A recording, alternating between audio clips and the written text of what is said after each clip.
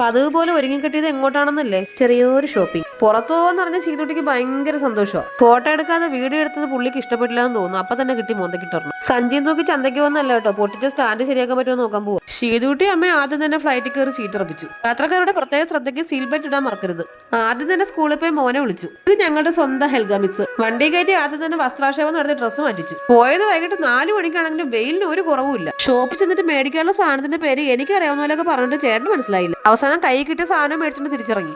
മേടിക്കാൻ പോയത് സ്റ്റാൻഡ് ആണെങ്കിലും മേടിച്ചത് റിംഗ് ലൈറ്റ് ആയിരുന്നു. മേടിച്ചോണ്ട് വരുന്നോണ്ടപ്പോ അമ്മ ചോദിക്കുക സ്റ്റാൻഡ് ഇപ്പൊ വട്ടത്തിലാണ് ഇരിക്കുന്നതെന്ന്. പിന്നെ വരുന്ന വഴിക്ക് പതിവ് തെറ്റിക്കാതെ ചായയും മുളക് ബജിയും കഴിച്ചു. ഒരു മുളകിൽ 10 ബജി വരെ ഉണ്ടാക്കുന്ന ചേട്ടനാണ് ഇന്നത്തെ ഞങ്ങളുടെ ഹീറോ.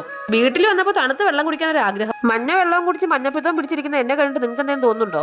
ഇത് കണ്ടിട്ട് എനിക്ക് ഏതാണ്ടൊക്കെ തോന്നുന്നുണ്ട് വായിക്കുന്ന അമ്മ.